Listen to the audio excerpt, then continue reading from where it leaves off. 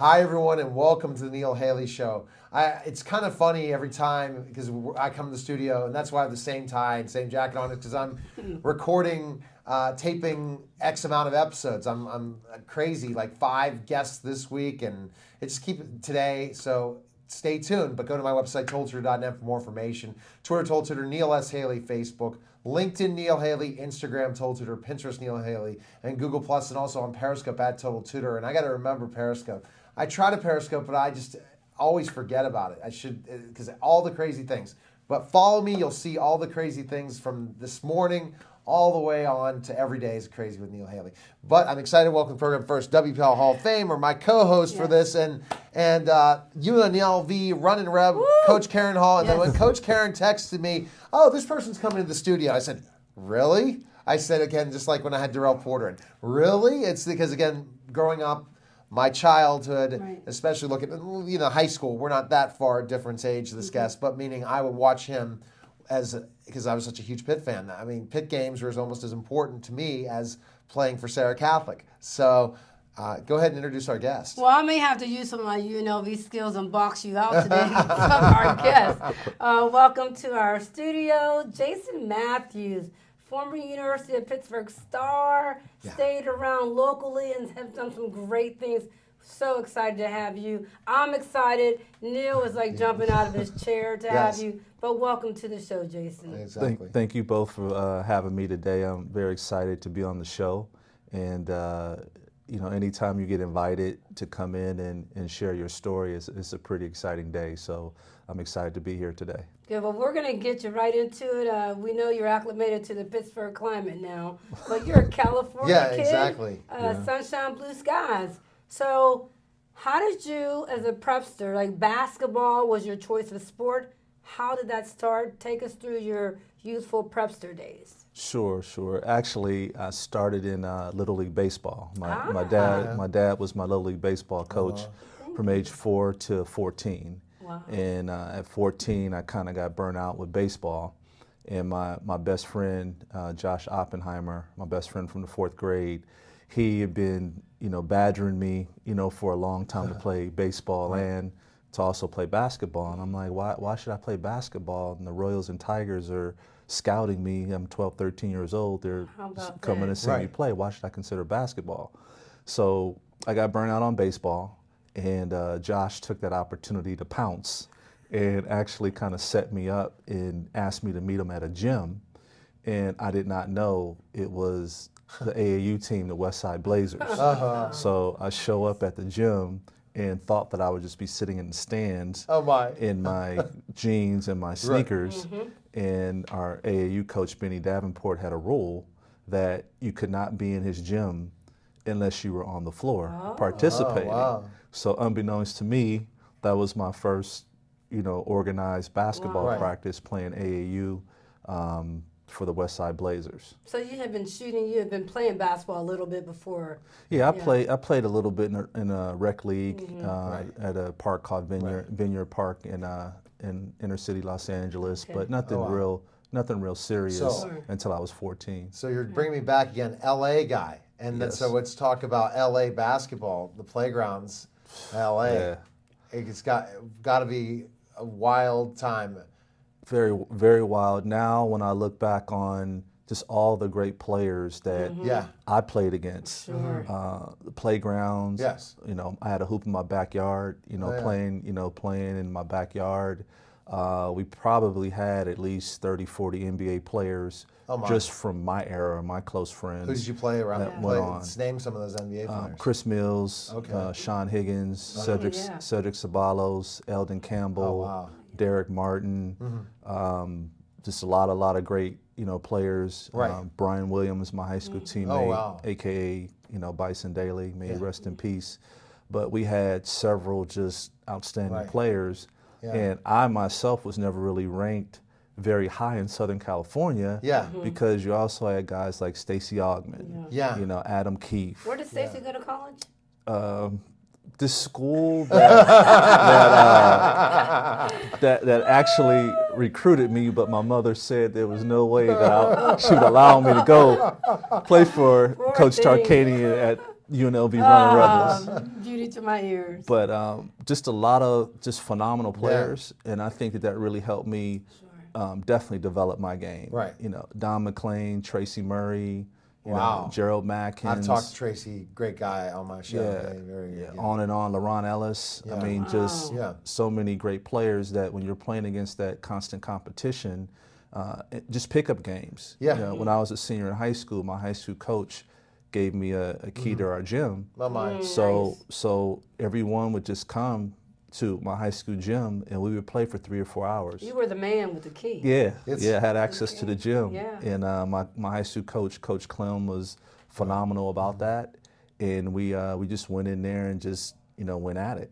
So Yeah, you I didn't. think- I'm So sorry. I was going to say. I gotta Karen, box you out for one second. Okay, go So ahead. you had all these guys you played with. How about any role models in there, basketball wise, or Several. during that time? Sure. The huge advantage that we had in Southern California is the UCLA men's gym was the mecca of basketball.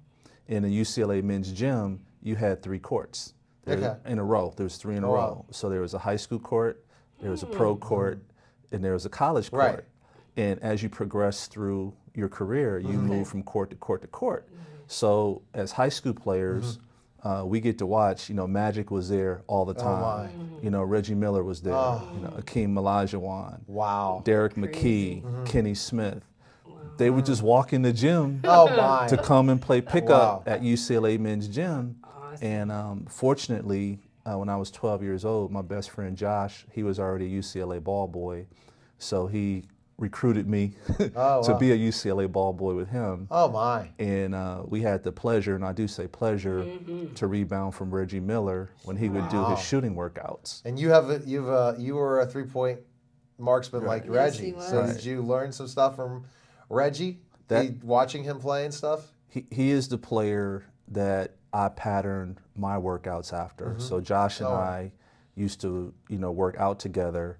And our shooting workout was patterned after what Reggie Miller would do. Oh, wow. Okay. We weren't strong enough to shoot as many shots as he shot, but we did get in our 500 jump shots a day and 100 free throws every day. Wow. And then that's how I really learned to do a shooting workout by watching Reggie Miller and rebounding for him at the UCLA Wooden Center. Wow. And our good friend, who's now this big Hollywood executive, Chris Spencer, I don't know if you watched the Real Husbands of Hollywood show, but he's executive producer. Okay. He used to work at the UCLA Wooden Center. Really? And to get in, you had to be a student or faculty member or whatever.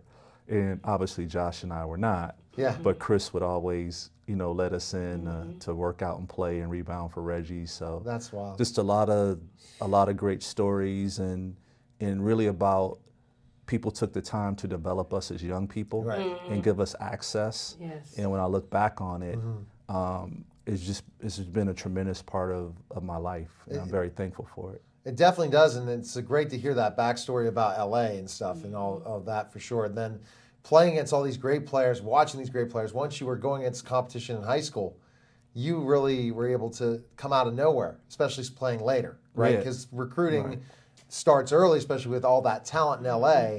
You were kind of a diamond in the rough that people weren't expecting. Then you put on a uniform in high school and start to play really well, and they're like, wow, right? That's pretty much what happened. Yeah, it definitely was. I did not play high school basketball in 9th grade. Let's see, here we go. 10th grade was my first year of high school basketball. Coach Clem put me at point guard. I don't know why, but he just wanted to have me out there. Okay.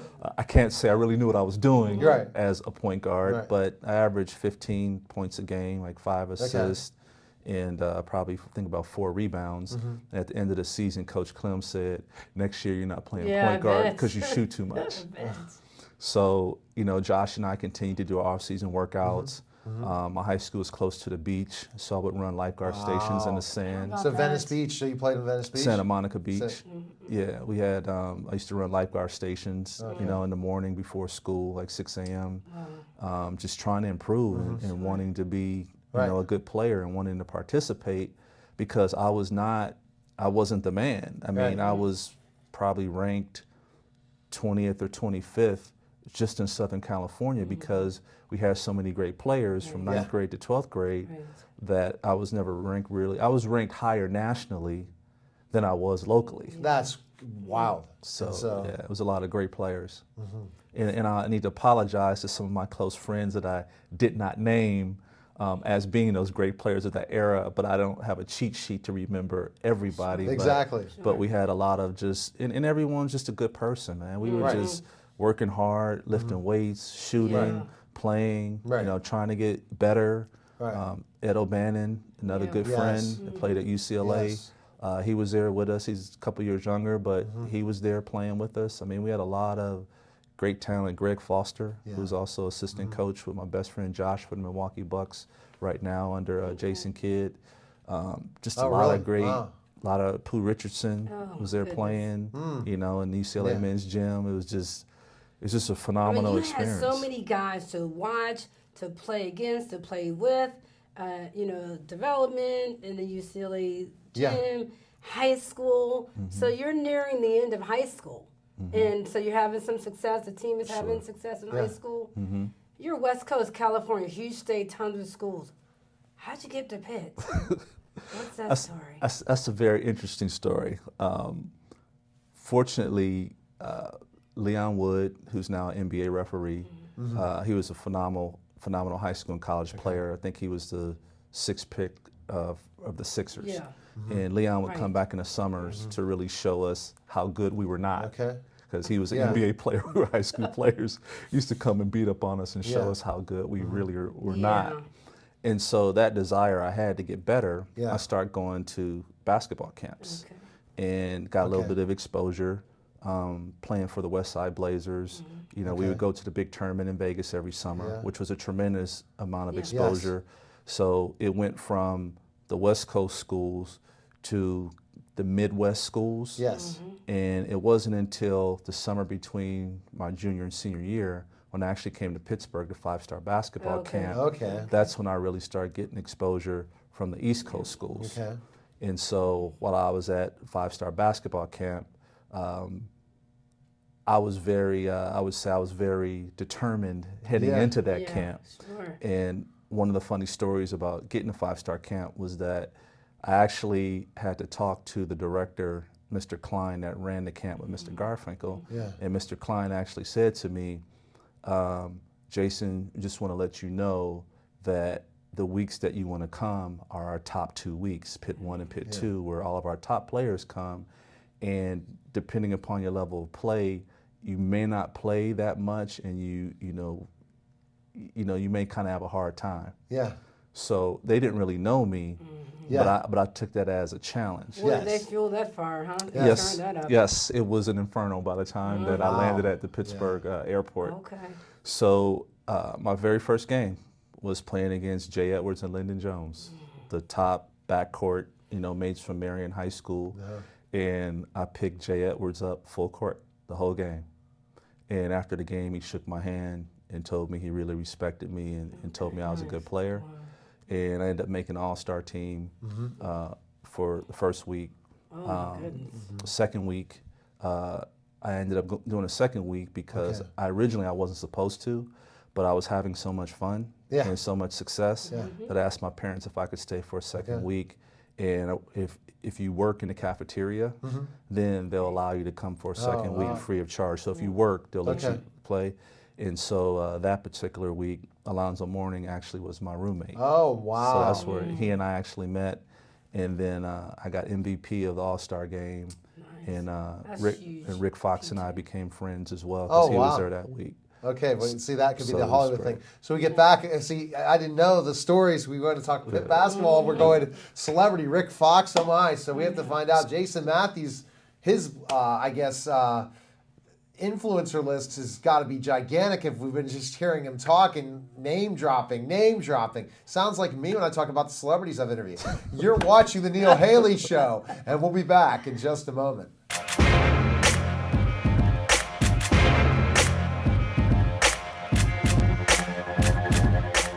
And for those of you in Bethel Park that don't know me, I am Mr. Bold, one of the many stars here at Bethel Park TV, Channel 7. I hope that the folks in Bethel Park understand what we have here in the way of BPTV, the asset that the television station, the public television station is to the community of Bethel Park. For Mr. Bold personally, one of the things that I would like to do, and I've talked to Dave about this, is a show gearing itself towards veterans. And I would throw out an invitation to the veterans in our audience here in Bethel Park or around the South Hills. If you want to contact Dave Cable here at the station and let them know that you would be willing to share your experiences, especially the World War II veterans who are losing here at an alarming rate, and pretty soon there's not going to be many of them left. I would love to get them on TV if they would be willing and interview them.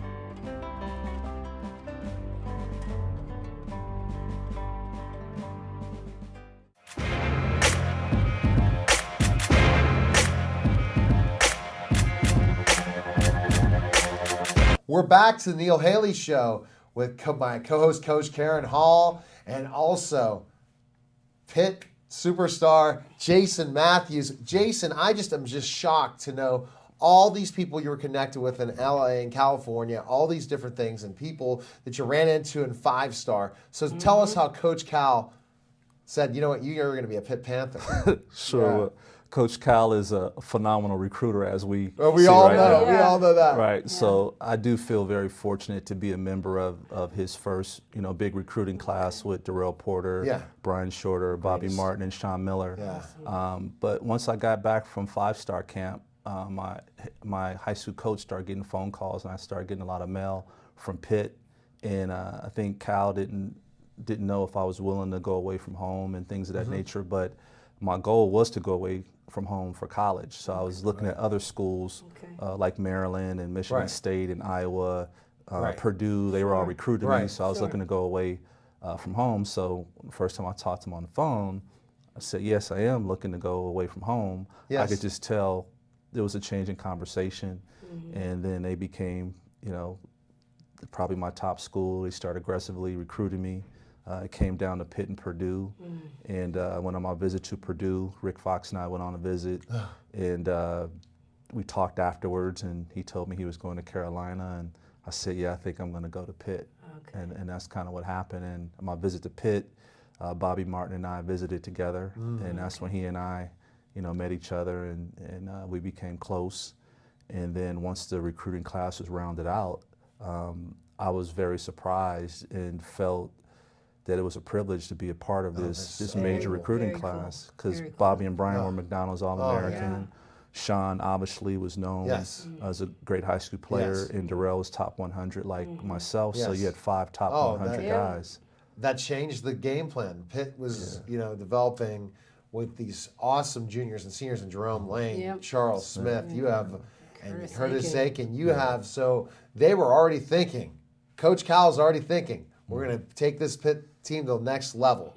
It goes from there, right? Absolutely. This team, then the next team, then we recruit the next group, and there you go. And it was interesting when we were talking off air, Jason came in the studio and talked about that he's a Pitt basketball fan, and he's probably mad at me for certain things. But Jason, the memories that you guys brought that freshman year, especially because just imagine, I talked about the starters, but you spell those starters with you hitting threes and Sean hitting threes and then getting the ball inside to Shorter. I mean, it was all a perfect mix, wasn't it, for that Pitt basketball team? Yeah, we had a phenomenal team. We had 2 All-Americans in Charles Smith and Jerome Lane. We had Demetrius Gore. Demetrius too, and then Sean and I in the backcourt, and Darrell rotating in with Sean and I, and even Rob Brooken. I mean, we had Bobby Martin coming in. We had a tremendous amount of talent. And what was really special is we all got along just fine. I remember Jerome Lane telling me early in the season, Jason, every time you get the ball, shoot it. If you miss, don't worry about it. I'll just get the rebound and pass it back to you. So Jerome was just a phenomenal teammate. And the way our offense was set up is that he would set a screen for me all the time. So I was wide open because he's one of the best screeners and one of the most intelligent teammates I've ever had. So it was a lot of fun, Did you get a nickname in there? Because you're a very smooth shooter. So any nicknames out of that silkiness? No, they point specialist? Really just shortening my first name instead of calling me Jason, calling me Jay.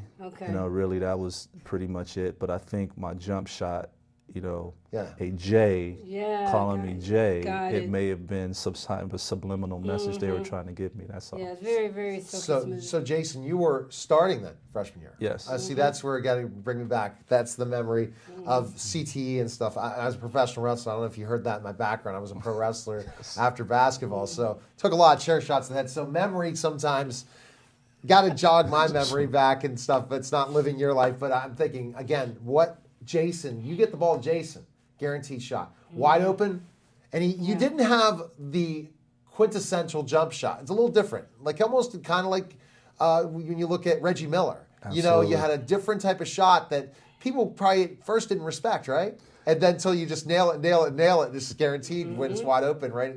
Yeah, the great part of being a West Coast player coming to play in the East Coast, a lot of the assistant coaches didn't figure out how to scout me to probably my junior year in college. Yeah. So my freshman year and my sophomore year, it was really nice. Yeah. But by the time I got to my junior year, it got a little bit harder.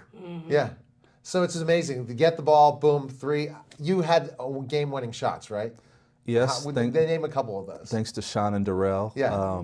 They still tease me to this day about how much I used to shoot, and I always tell both of them that your career assist totals would not have been as high if it wasn't for this, getting the ball to me and me knocking it down. Right. But some very memorable games, winning the Big East championship my freshman year in the Carrier Dome. Yes. That was a major accomplishment. Yes.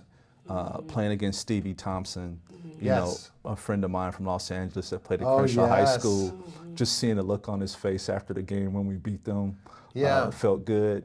And my high school teammate, Earl Duncan, also went to Syracuse that year, but he had to sit out his freshman year, but he was still at the game. But seeing the look on their faces kind of gave me a little bit of redemption. Sure. So you're Big East, and you're playing against. Talk about some of the Big East teams and players that you had to every night. I mean, that's the thing. You could talk to you because that's the best conference ever. I'm telling you that those players, and they went in the NBA. I'd love to ever highlight the amount of coaching talent, players. That league was the best, bar none. Yeah, Dave Gavitt just did an unbelievable job with putting that league together. And a couple of weeks ago, I was thinking about all the great players that I had the opportunity to actually play against. Yes. Like, people forget about people like Cliff Robinson from UConn. No, he's Dana Barros from Boston College. Yes.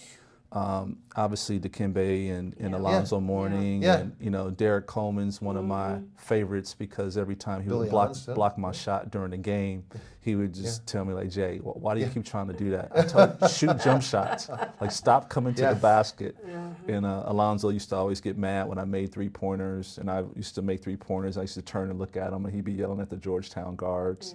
So there's a lot of great memories, playing against just some phenomenal players. John Morton from Seton Hall. Yes. You forget about, he was a first-round draft pick. Yes. People forget about, those players that were NBA coaches. first-round draft picks. Louis Carnesecca. Yeah. Raleigh Massimino. John Thompson. Thompson. Jim Calhoun. Jim Boeheim. I mean, unbelievable. Rick Pitino. Pitino. Providence. Right. Yes. Youthful in his youthful days. Yes. Young career. Yes. So, I mean, what does that make you feel like? I mean, you're part of this nostalgia. Right, exactly. That's why it's exciting you coming in. I bet you we tell people off the street. I just interviewed Jason Matthews, but then I had Billy Baldwin on this morning on a phone call and said they want to talk about Billy Baldwin, but I'm more excited having Jason Matthews because of when we saw how awesome the Big East was and how you were such a big component to that.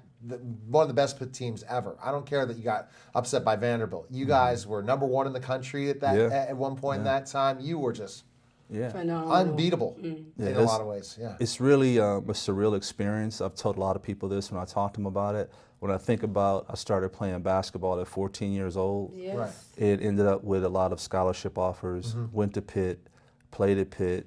Finished as the fifth or sixth all-time leading scorer. Wow. Big East all-freshman team, all Big East 3 years. When I think about that and all the players I had a chance to play against and then to represent our country in 1989, playing in the Tournament of the Champions in Mexico City and winning a silver medal, it's a surreal, how can your basketball life get much better? And then after Pitt, I wasn't drafted, but the day after, Jerry West called me and asked me to come and try out for the Lakers and play in the NBA That's Summer League. nuts. So as a kid, Right. you know, watching Byron Scott and Magic and Kareem and all those guys, and then being able to go to veteran camp Right. and be on the court Did you play in with Europe? with Did those you end up guys. playing in Europe or Played overseas? in the Philippines. Philippines. How In many the years did you Philippines play? after I played a season in the Philippines. But signing a contract with the Lakers, having Jerry West's signature on the Oh my contract, gosh. then being Magic Johnson's flunky, you know, doing veteran camp, Pretty good, pretty good. having to go get his newspaper and his orange juice in the morning before practice at 6 a.m. It was You got to write a surreal book. experience. I keep I'm telling so telling many you. people that Coach Hall brings on. I said, you got to write a book because I'm all about promotion. And I tell you, I think you're about promotion. We can find information on you, right, Jason, somewhere, Absolutely. right? Where can we find info on Sure. you? I have a basketball skills training program called 22hoops.com. His number. So my number, Pitt 22 hoops, it's plural.com. A lot of that information's on there. And I've been very fortunate to be a part of the Obama basketball family for the past few years. My son Brandon playing on the team and being an assistant coach and running our off-season workouts and things of that nature. So it's given me an opportunity to stay around the See, game. I and develop never young knew, people. Jason, that you were in Pittsburgh. See, you think of the former players and stuff like that. I definitely we have to have part 2 on the radio unless you'd like to come to the studio again because it was just it was an absolute honor to have you on the show and just a huge fan. But I mean, my mind is racing of so many stories, just like you. Because just think about growing up when you watched the basketball in California. That's the same thing when me watching the basketball at Pitt, because that was a legacy, that was a team. All the players from Charles Smith, Jerome Lane to again Jerome Lane breaking the backboard, all that amazing, and it's just awesome. So hail to Pitt. Thank you. And that's the thing. And I'm glad you're a Pittsburgh person. Once you decide to stay in Pittsburgh, you'll never leave. Even though you love to go visit LA, but you like to stay in Pittsburgh, right? That's where I'm raising my family of 3 kids. Oh, great. Absolutely. We'll have to talk about Brandon on our next show, but I know that's special Yeah. to your heart and such a wonderful memory. Is he going to be playing college basketball, you think? Yeah, he's been offered a manager scholarship from University of Good. South Florida Fantastic. to be with Orlando Antigua, the head coach down there, and he'll be moving on in a couple of years and work his way up from being a manager and hopefully a walk-on one day. But we'll have to hear about that special moment. We're running out of time now, but Sure. very special. You have to tell Orlando Absolutely. Antigua I was in a league against him and I hit a 3-pointer in his face when I was an old man. So I'll we'll have to remind talk you. about that. All right. Well, Thank thanks you. again for Thanks for being on the having me. Neil Haley Show. Thanks for Take having care, me. guys, and we'll see you next week. All right.